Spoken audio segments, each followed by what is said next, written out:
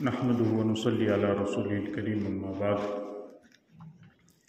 اعوذ باللہ من الشیطان الرجیم بسم اللہ الرحمن الرحیم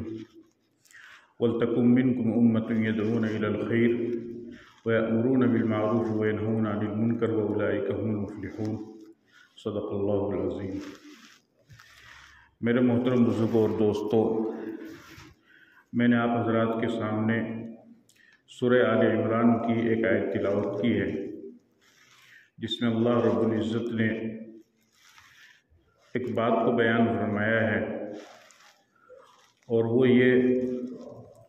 فرمایا وَلْتَكُن مِّنكُمْ أُمَّةٌ يَدْعُونَ إِلَى الْخَيْرِ وَيَأْمُرُونَ بِالْمَعْرُوفِ، کہ تم میں ایک امت ایسی ہونی چاہیے کہ جو لوگوں کو خیر کی طرف بلائے، خیر کی دعوت دے، لوگوں کو بھلائی کی طرف بلائے، اچھے کاموں کی طرف بلائے، وَيَأْمُرُونَ بِالْمَعْرُوفِ، اور اچھے کاموں کا لوگوں کو حکم کرے، وَيَنْهَوْنَ عَنِ الْمُنْكَرِ، اور برے کاموں سے لوگوں کو روکے۔ پھر آگے اللہ پاک نے ارشاد فرمایا وَأُولَئِكَ هُمُ الْمُفْلِحُونَ، اور یہی لوگ کامیاب ہیں، یعنی لوگوں کو خیر کی طرف مدعو کرنے والے، لوگوں کو بھلائی کا حکم کرنے والے، اور لوگوں کو برائی سے روکنے والے، ان کے بارے میں اللہ رب العزت نے ارشاد فرمایا کہ یہ لوگ کامیاب ہیں، بامراد ہیں۔ انسان، خاص طور پر مسلمان، وہ خود بھی نیک اعمال کرے، اچھے اعمال کرے، اللہ پاک کے جو احکامات ہیں جیسے نماز ہے، روزہ ہے، زکوٰۃ ہے، حج ہے، اسی طریقے سے قرآن کریم کی تلاوت ہے، ذکر ہے، تسبیح ہے، ماں باپ کی خدمت ہے، سچ بولنا ہے، اور اسی طریقے سے حلال کمائی ہے، ان تمام چیزوں کو پابندی سے کرے، اور اللہ تعالیٰ کے جو منہیات ہیں جن سے اللہ رب العزت نے منع فرمایا ہے، جیسے حرام خوری، رشوت خوری، زمین کو غصب کرنا، مکان کو غصب کرنا، دکان کو غصب کرنا، دوسرے کے ناجائز مال پر قبضہ کرنا، یا اسی طریقے سے دوسرے جتنے بھی حرام کام ہیں، شراب پینا، چوری کرنا، ڈاکہ ڈالنا، زنا کرنا، یہ تمام کے تمام جتنی بھی برائی کے کام ہیں، ان تمام کاموں سے رکنا۔ تو امر بالمعروف یعنی اچھائی کا کام کرنا اور برائی سے روکنا۔ تو سب سے پہلے تو انسان خود بھی اچھے احکام پر عمل کرنے والا ہو، اچھے کاموں کو کرنے والا ہو، اور برے کاموں سے روکنے والا ہو، اور پلس میں پھر وہ دوسروں کو بھی اس چیز کی ترغیب دے، یعنی اچھے کاموں کی ترغیب دے اور برے کاموں سے روکے۔ زمانہ ماضی میں حضرات انبیاء کرام علیہم السلام دنیا میں تشریف لاتے تھے، اور اللہ رب العزت نے ان کو یہ عظیم الشان ذمہ داری عطا فرمائی تھی، اور انبیاء کرام علیہم السلام دنیا میں تشریف لانے کے بعد اس کام کو پابندی سے مسلسل تا دم حیات کرتے رہتے تھے، اور اس کا بخوبی فریضہ وہ نبھاتے تھے۔ اور جیسا کہ واقعات آپ کے سامنے ہیں، حضرت نوح علیہ السلام نے تقریباً 950 سال تک اپنی قوم کو سمجھایا، ان کو اللہ کی طرف، توحید کی طرف دعوت دی، اور ان کو صحیح رستے پر چلنے کے لیے فرمایا، اور برے کاموں سے رکنے کے لیے ان کو فرمایا۔ اسی طریقے سے دیگر جتنے بھی انبیاء کرام علیہم السلام دنیا میں تشریف لائے، تمام نے اپنی قوم کو یا قوم اعبدوا اللہ ما لکم من الہ غیرہ، کہ اے میری قوم اللہ کی عبادت کرو، تمہارا اس کے علاوہ کوئی معبود نہیں ہے۔ تو تمام انبیاء کرام علیہم السلام نے شرک اور بت پرستی کو چھوڑ کر، اسی طریقے سے بدعات کو چھوڑ کر توحید اور سنت کی طرف لوگوں کو مدعو کیا اور لوگوں کو متوجہ کیا۔ آخر میں ہمارے نبی پاک صلی اللہ علیہ وسلم دنیا میں تشریف لائے، اور اللہ رب العزت نے آپ کو 63 سال کی زندگی عطا فرمائی، اور 40 سال میں آپ کو اللہ تعالیٰ نے نبوت عطا فرمائی، اور اس طریقے سے آپ کی نبوت کے سال 23 بنتے ہیں، اور اس 23 سال کے عرصے میں آپ صلی اللہ علیہ وسلم نے انتہائی خوبی کے ساتھ اور انتہائی احسن طریقے سے اور بہترین طریقے سے اس فریضے کو انجام دیا اس مشن کو آگے بڑھایا اور اس میں ذرہ برابر بھی کمی نہیں کی۔ جو اللہ نے قرآن میں فرمایا یا ایھا المدثر قم فانذر وربک فکبر، کہ اے نبی جی کھڑے ہو جائیے، لوگوں کو ڈرائیے، لوگوں کے سامنے اللہ کی کبریائی کو بیان کیجیے، اللہ کی عظمت کو بیان کیجیے، لوگوں کو توحید کی طرف بلائیے۔ وانذر عشیرتک الاقربین، اپنے رشتہ داروں سے شروع کیجیے، ان کو ڈرائیے، ان کو اللہ کی عظمت کے بارے میں بتلائیے۔ تو آپ علیہ الصلوۃ والسلام نے پوری پابندی کے ساتھ میں اس کام کو کیا۔ فرمایا یا ایھا الرسول بلغ ما انزل الیک من ربک، کہ اے نبی جی جو کچھ آپ کی طرف اللہ نے حکم بھیجا ہے اور جو کچھ آپ کے اوپر نازل کیا گیا ہے آپ اس کو لوگوں تک پہنچائیے۔ ان لم تفعل فما بلغت رسالتہ، اگر آپ نے ایسا نہیں کیا تو آپ نے گویا کہ رسالت کا حق ادا نہیں کیا۔ لیکن آپ علیہ الصلوۃ والسلام نے جتنے بھی احکامات اللہ کی طرف سے آپ کے اوپر نازل کیے گئے، آپ کو بتلائے گئے، وہ تمام کے تمام پیغامات اور وہ تمام کے تمام احکامات اللہ کے نبی صلی اللہ علیہ وسلم نے بغیر کسی کمی بیشی کے بالکل صحیح امانت داری کے ساتھ، دیانت داری کے ساتھ امت تک پہنچایا، صحابہ تک پہنچایا۔ اس کا اندازہ آپ اس بات سے لگا سکتے ہیں کہ خطبہ حجۃ الوداع کے موقع پر جب آپ صلی اللہ علیہ وسلم نے حج کے موقع پر خطبہ دیا، تقریباً 1.25 لاکھ کے قریب صحابہ کرام رضوان اللہ تعالی علیہم اجمعین اس خطبے کے اندر موجود تھے، اس موقع پر موجود تھے۔ تو آپ علیہ الصلوۃ والسلام نے تمام صحابہ کرام کو مخاطب کر کے ایک سوال کیا۔ آپ نے فرمایا کہ اے میرے پیارے صحابہ، تم یہ بتاؤ الا هل بلغت، کہ جو ذمہ داری اللہ رب العزت نے مجھے دی تھی، جو پیغام اللہ نے، جو مشن مجھے دے کر کے اللہ نے بھیجا تھا، کیا میں نے وہ پیغام تم تک پورا کا پورا پہنچایا یا نہیں پہنچایا؟ تو تمام صحابہ نے بیک زبان ہو کر کے کہا بلغت یا رسول اللہ، کہ اللہ کے رسول ہم سب گواہی دیتے ہیں کہ آپ نے وہ تمام کا تمام پیغام ہم لوگوں تک پہنچا دیا ہے۔ تو آپ علیہ الصلوۃ والسلام نے آسمان کی طرف اشارہ کیا اور فرمایا اللہم اشہد، اے اللہ تو گواہ رہنا کہ جو پیغام تو نے مجھے دیا تھا، جس مشن کو لے کر کے تو نے مجھے بھیجا تھا، وہ پیغام میں نے صحابہ تک پہنچا دیا ہے، اور یہ صحابہ اس بات کی خود گواہی بھی دے رہے۔ اس کے بعد آپ علیہ الصلوۃ والسلام نے فرمایا فلیبلغ الشاہد الغائب، تو اب شاہد کا یہ فرض ہے کہ وہ غائب تک پہنچا دے، یعنی جو لوگ یہاں پر موجود ہیں ان کا یہ فرض ہے کہ جو لوگ یہاں پر نہیں آ سکے ہیں وہ اس پیغام کو آگے پہنچا دے۔ اور دوسرا اس کا مطلب یہ ہے کہ جو لوگ ابھی ہیں تو ان کی یہ ذمہ داری ہے کہ وہ آنے والی نسلوں تک اس پیغام کو پہنچا دے، اور اس طریقے سے یہ پیغام آگے تک چلتا رہے۔ یعنی جو دعوت کا کام، جو امر بالمعروف اور نہی عن المنکر کا کام پہلے زمانے میں انبیاء کرام علیہ الصلوۃ والسلام کیا کرتے تھے، آپ علیہ الصلوۃ والسلام چونکہ آخری نبی ہے، آپ کے بعد میں دوسرا کوئی نبی نہیں آئے گا، تو آپ نے صحابہ کرام رضوان اللہ تعالی علیہم اجمعین کو وہ ذمہ داری دی، اور صحابہ نے اس ذمہ داری کو بخوبی طور پر نبھایا۔ اور آپ کے اس پیغام کو سننے کے بعد پھر جس کو جدھر جہاں کہیں بھی موقع ملا اور جس نے جدھر رخ کیا وہ اس طرف چلتا ہی چلا گیا، اور الحمدللہ ایک ایک صحابی کے ہاتھ پر ہزاروں لاکھوں لوگوں نے کلمہ پڑھا اور اسلام کو قبول کیا۔ اس کے بعد یہ سلسلہ تیزی کے ساتھ میں چلتا رہا، اور پھر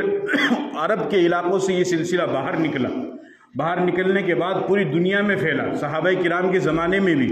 اس کے بعد پھر صوفیاء کرام اپنے اپنے زمانے کے اندر آتے رہے۔ حضرت خواجہ معین الدین چشتی اجمیری رحمۃ اللہ علیہ، پیران پیر شیخ عبد القادر جیلانی رحمۃ اللہ علیہ، بابا فرید الدین گنج شکر رحمۃ اللہ علیہ، شیخ نظام الدین اولیاء رحمۃ اللہ علیہ، اور اسی طریقے سے شیخ صابر کلیری رحمۃ اللہ علیہ۔ ان کے علاوہ ہزاروں لاکھوں کی تعداد میں اولیاء کرام بزرگان دین دنیا کے اندر آتے رہے، اور انہوں نے اپنے حسن اخلاق کے ذریعے سے اور اسلامی بہترین تعلیمات کے ذریعے سے لوگوں کو متوجہ کیا اور لوگوں کو اسلام کی طرف مائل کیا، اور ان کے حسن اخلاق کو دیکھ کر، ان کی اچھی عادتوں کو دیکھ کر، ان کے ایثار اور جذبے کو دیکھ کر، اور ان کے اچھے کریکٹر کو دیکھ کر کے ہزاروں لاکھوں کی تعداد میں لوگوں نے کلمہ پڑھا اور اسلام کو قبول کیا۔ خود ہمارے یہاں راجستھان میں اجمیر ہے، یہاں پر شیخ معین الدین چشتی اجمیری رحمۃ اللہ علیہ مدفون ہیں۔ کتابوں کے اندر آتا ہے کہ ہزاروں لاکھوں کی تعداد میں لوگوں نے ان کے ہاتھ پر کلمہ پڑھا ہے، اور ہزاروں لاکھوں مسلمان جو گنہگار تھے، جو راہ حق سے ہٹے ہوئے تھے، وہ راہ ہدایت پر آئے، انہوں نے ان کے ہاتھ پر توبہ کی، بیعت کی، اور وہ سیدھے راستے پر چلنے والے بن گئے۔ اور ہزاروں لاکھوں کی تعداد میں جو لوگ اسلام کو نہیں ماننے والے تھے، کفر کے راستے پر چلنے والے تھے، ان لوگوں نے بھی حضرت کے مزاج کو دیکھ کر، ان کے حسن اخلاق کو دیکھ کر، ان کی بہترین عادت کو دیکھ کر کے ان کے ہاتھوں پر کلمہ پڑھا اور اسلام قبول کیا۔ یہ سلسلہ چلتا رہا۔ تصوف کا بھی زمانہ ہے، ایک لمبی تاریخ ہے، اس کا وقت نہیں ہے، لیکن میں اشارتاً آپ کو بتلاتا جا رہا ہوں کہ اس طریقے سے یہ پیغام، یہ سلسلہ آگے چلتا رہا کہ لوگ اپنے اپنے اخلاق کے ذریعے سے، اپنی اپنی تعلیم کے ذریعے سے، اپنے حسن معاشرت اور حسن اخلاق کے ذریعے سے لوگوں کو متوجہ کرتے رہے اور لوگ اسلام کی طرف مائل ہوتے رہے۔ پھر اس کے بعد سن 1885 کے اندر کاندھلہ ایک شہر ہے اتر پردیش کے اندر، اس میں ایک شخصیت نے جنم لیا جس کا نام ہے مولانا الیاس کاندھلوی رحمۃ اللہ علیہ۔ وہ پیدا ہوئے، انہوں نے اسی محلے کے اندر تعلیم حاصل کی، پھر آگے بڑھے۔ حضرت شیخ الہند رحمۃ اللہ علیہ جو دارالعلوم دیوبند کے سب سے پہلے شاگرد ہیں، سب سے پہلے وہاں کے طالب علم ہیں، ان کے وہ خاص شاگرد ہیں۔ حضرت مولانا الیاس رحمۃ اللہ علیہ، وہ جو زمانہ تھا وہ زمانہ تھا انگریزوں کا، اور چونکہ اس وقت ہندوستان کے اندر انگریز اور مسلمانوں کے درمیان ایک جنگ چل رہی تھی، اور انگریز کے پاس طاقت بھی تھی، دولت بھی تھی، حکومت بھی تھی، اور ان کی حکومت صرف مشرق میں نہیں تھی بلکہ مغرب میں بھی تھی، یعنی ادھر برطانیہ میں بھی ان کی حکومت تھی اور ادھر ہندوستان میں بھی ان کی حکومت تھی۔ اور وہ یہ کہتے تھے کہ ہماری حکومت کا سورج تو کبھی غروب ہی نہیں ہوتا، اگر ادھر غروب ہو رہا ہے تو ادھر طلوع ہو رہا ہے، اور اگر ادھر غروب ہو رہا ہے تو ادھر طلوع ہو رہا ہے، چونکہ دونوں طرف ان کی حکومت تھی اور ان کے پاس سب کچھ تھا۔ مسلمانوں نے، مجاہدین آزادی نے ہندوستان کی آزادی کے وقت میں ان سے جنگ کی، چونکہ انہوں نے ظلم شروع کر دیا تھا، تمام لوگوں نے مل کر کے ان سے جنگ کی، تو اب بہت سارے مجاہدین وہ آزاد بھی ہوئے۔ آزاد ہو جانے کے بعد اب بہت سارے مجاہدین وہ شہید ہوئے، شہید ہو جانے کے بعد ان کے بچے یتیم ہو گئے۔ اب انگریزوں نے کیا کیا؟ انگریزوں نے یہ کیا کہ جو مجاہدین آزادی، ان کے باپ انگریزوں کی دشمنی میں ملک کو آزاد کرانے کے لیے،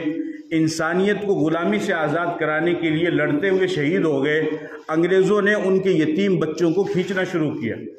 اور غربت یہ سب سے بڑی مصیبت ہے۔ غربت انسان سے ہر گناہ کروا دیتی ہے۔ غربت قتل بھی کروا دے گی، کفر بھی کروا دے گی، شرک بھی کروا دے گی، شراب بھی پلوا دے گی، یعنی غربت ایک ایسی چیز ہے، فقیری، تنگ دستی کے انسان سے ہر گناہ کروا دیتی ہے۔ اس لیے اللہ کے نبی نے فرمایا کاد الفقر ان یکون کفرا،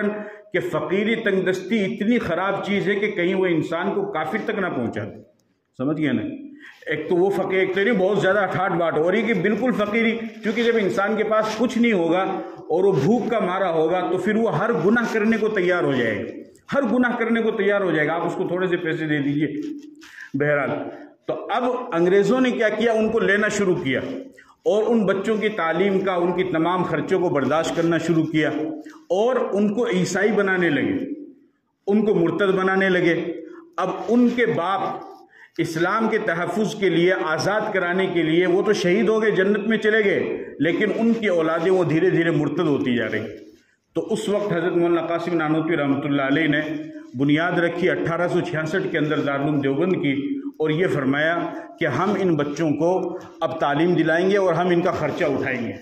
تو لوگوں نے کہا کہ حضرت انگریز کے پاس تو حکومت ہے، دولت ہے، طاقت ہے، سب کچھ کر لیں گے، آپ کہاں سے کریں گے؟ آپ کے پاس تو کچھ بھی نہیں ہے۔ آپ نے فرمایا کہ جس طریقے سے ایک چرواہا ریوڑ کو آواز دیتا ہے، اس طریقے سے ہم قوم کو آواز دیں گے، اور قوم کے لوگوں کو ہم جگائیں گے اور بتائیں گے کہ اگر یہ مدرسے زندہ ہیں تو تمہاری قوم، تمہاری اولاد زندہ ہے،